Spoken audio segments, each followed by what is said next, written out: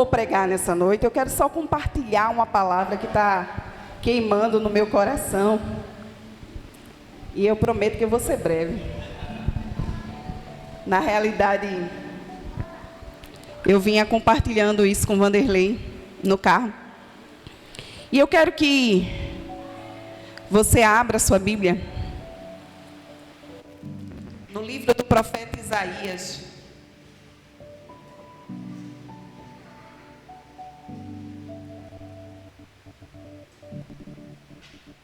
Isaías capítulo 7,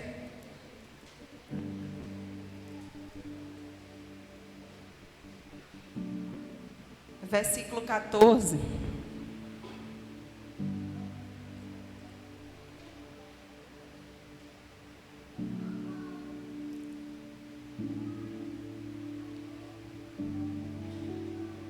Diz assim a palavra do Senhor: portanto, o Senhor mesmo vos dará um sinal.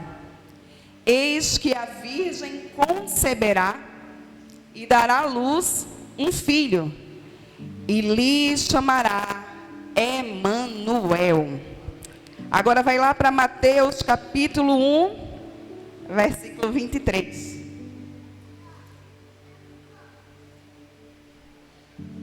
Mateus 1, 23. Eis que a virgem conceberá e dará à luz um filho, e lhe será chamado pelo nome de Emanuel, que quer dizer Deus conosco. Amém? Nós estávamos lendo a mesma promessa no Antigo Testamento e no Novo Testamento. No Antigo Testamento, a promessa. E no Novo Testamento, o cumprimento da promessa.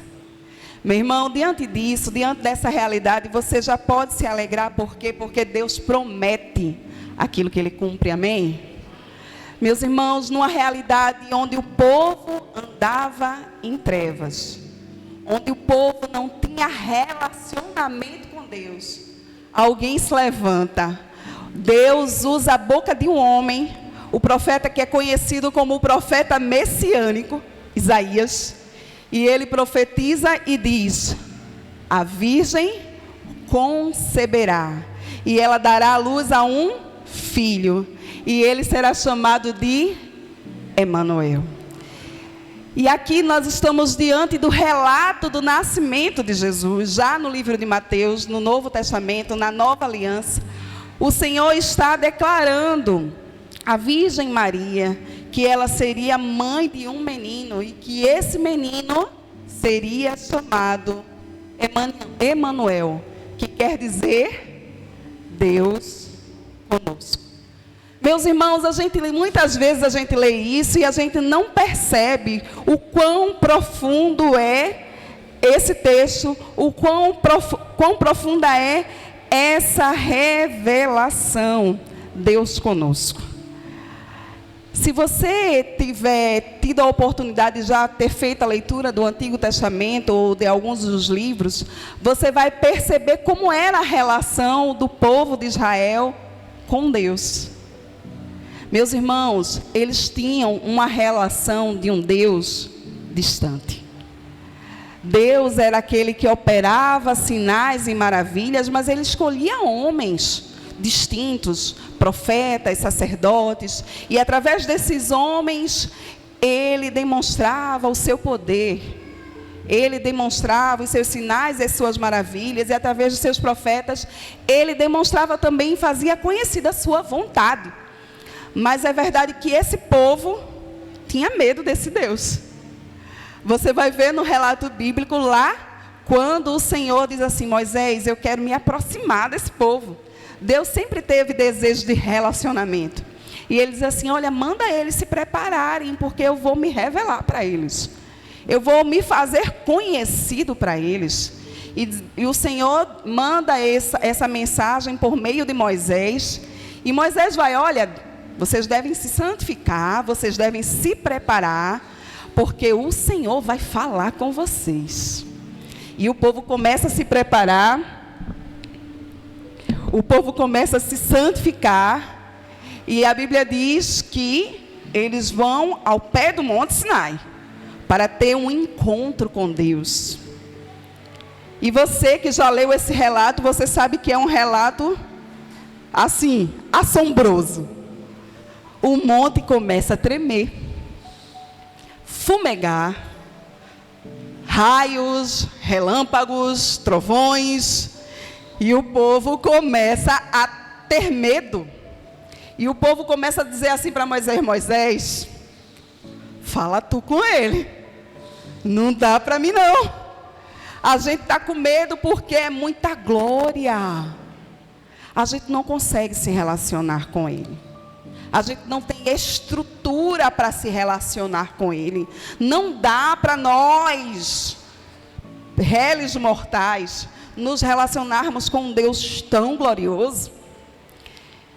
E aí, de fato, o povo se ausenta dessa possibilidade de ser um sacerdócio real diante de Deus. Eles dizem assim: olha, a gente não consegue. E eles assim: olha, o Senhor fala contigo, Moisés, e tu passa para a gente a vontade soberana de Deus, porque a gente não consegue se relacionar. Então, eles naquele momento decidiram ter uma experiência de segunda mão com Deus, né? Porque eles disseram assim: Moisés, você tem experiência e você repassa para nós, porque a gente não vai conseguir se relacionar dessa maneira tão próxima com ele, porque a nossa estrutura não aguenta. Mas, meus irmãos, como eu disse para vocês, Deus tinha desejo de relacionamento. Ele desejava estar pertinho da gente. E desde sempre foi assim, desde a criação foi assim, desde o Éden foi assim. A Bíblia diz que na viração do dia, toda tardinha, o Senhor ia lá tomar um cafezinho com Adão e com Eva.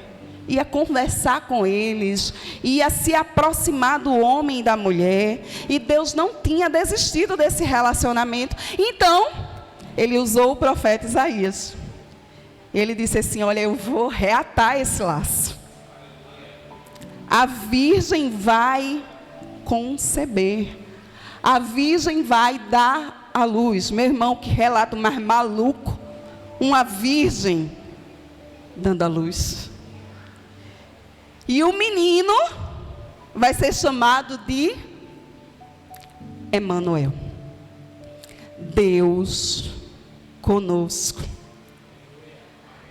O relato de Deus através de Isaías, ele estava dizendo assim: olha, agora vocês estão andando distante de mim, agora vocês estão longe de mim, mas eu, Deus, não desisti de vocês. Eu continuo desejando ardentemente ter relacionamento com vocês. Então, na plenitude do tempo, eu vou enviar meu filho. E vocês vão me conhecer de perto. Porque vai ser eu que vou estar no meio de vocês. É Deus conosco. E chega a plenitude do tempo. Meus irmãos, isso que a gente viu sendo encenado não é um relato fictício, não é imaginação humana. Isso aconteceu. Uma virgem concebeu, ela deu à luz a um menino. E esse menino foi chamado Jesus, Emanuel, Deus conosco. Deus no meio dos homens. Deus de perto. Esse Deus que era tão longe, que o povo tinha medo de estar perto, agora se tornou carne e osso. E tocava nas pessoas. E chorava com as pessoas. E se alegrava com as pessoas. Por quê? Porque Ele é Deus conosco. Jesus se identifica com cada um dos seus sentimentos. Com a sua alegria, Ele se identifica. Quando você está eufórico, Jesus também sabe o que é euforia. Quando você está triste. Quando você está frustrado. Quando você está decepcionado. Jesus conhece todos esses sentimentos. Por quê? Porque o Verbo se fez carne. Ele habitou entre nós. Ele é Deus conosco. Ele é Emanuel. Se você consegue compreender quão profunda é essa revelação, Deus é Deus sem eu e sem você, não é verdade? Mas Ele decidiu se aproximar. Ele decidiu habitar no meio de nós. Ele decidiu aprofundar os laços. Porque um dia a gente tinha ficado de mal com Deus. A Bíblia diz que um dia nós éramos inimigos de Deus. E não havia nada que eu e você pudéssemos fazer para reatar esse relacionamento. Mas Deus resolveu enviar Jesus. E Jesus veio e se tornou Deus conosco. Deus no meio de nós. Mas você sabe que Jesus não ficou somente esse bebezinho. Você sabe que Jesus cresceu. Você sabe que Jesus pregou, que Jesus ensinou, que Jesus curou, mas que também Jesus cumpriu a sua missão. Ele discipulou homens para a propagação do Evangelho. E o ápice dessa missão se deu na cruz do Calvário. Ele morreu na cruz, por mim e por você. Ah, Jesus morreu na cruz, mas Jesus não ficou morto. Ah, Jesus ressuscitou. E a Bíblia diz que Ele agora está assentado à destra de Deus, à direita de Deus, e intercede por nós. Olha só, glória a Deus, glória a Deus. E esse Deus, Jesus, Deus conosco, Ele agora está à destra de Deus. E você se pergunta, mas e agora? Deus não está mais no meio de nós? Meus irmãos, eu disse no começo que Deus promete e Deus cumpre. Amém? Existia também outra profecia, outra promessa. E haverá e acontecerá que nos últimos dias eu derramarei do meu espírito sobre toda a carne. Eu derramarei do meu espírito sobre toda a carne. Essa também foi uma promessa feita na antiga aliança pelo profeta Joel. E como eu disse para vocês, Jesus morreu, Jesus ressuscitou. E ele disse assim para os seus discípulos: olha, vocês devem ficar aqui em Jerusalém, porque se cumprirá a promessa. Eita, eles estavam todos reunidos, orando e clamando: Pai, cumpre a promessa, derrama o teu Espírito. E a Bíblia diz que na festa das 5 semanas, a festa de Pentecostes, o Espírito Santo foi derramado. Ah, o Espírito Santo foi derramado e ele veio sobre aqueles homens que estavam reunidos naquela casa. Os discípulos, em torno de 120 pessoas, e esses discípulos que são a representação da igreja do Senhor, cheios do Espírito Santo, proclamaram essa mensagem que hoje é conhecida por mim e por você. Jesus, Deus conosco, Deus Emanuel. E eu fico pensando, Jesus é celebrado por mim e você porque a gente tem conhecimento dessa realidade. Porque o Natal já fez sentido para mim e para você, porque Jesus já nasceu para mim e para você, como nasceu no coração de Carla no dia de ontem. E hoje nós podemos celebrar todos juntos aqui. Mas, meus irmãos, há muitos ainda que não conhecem essa realidade. E você estava aqui de pé profetizando salvação, não foi isso que você fez? Meu irmão, você ligou na terra. Você declarou. E deixa eu te dizer, Jesus não é patrimônio teu, não. E a gente diz assim, meu Jesus, né? Como se ele fosse só da gente. A gente fala de Jesus como de fato ele fosse um patrimônio só nosso. Mas quando Jesus veio, ele se tornou Deus conosco. Mas quando o Espírito desceu, ele se tornou Deus em nós. Deus na igreja, morando em nós. Você é templo e morada do Espírito Santo. É verdade, o Espírito Santo, ele veio e ele veio sobre toda a carne. Mas ele não habita em todos. Ele habita em você, igreja. Deixa eu te contar um segredo. A igreja é o Emanuel do mundo. Você está entendendo isso? O Espírito Santo habita dentro de você. Ele não habita dentro daqueles que ainda não disseram sim para Jesus. Aqueles que ainda não disseram sim para Jesus, eles precisam de uma igreja cheia do Espírito.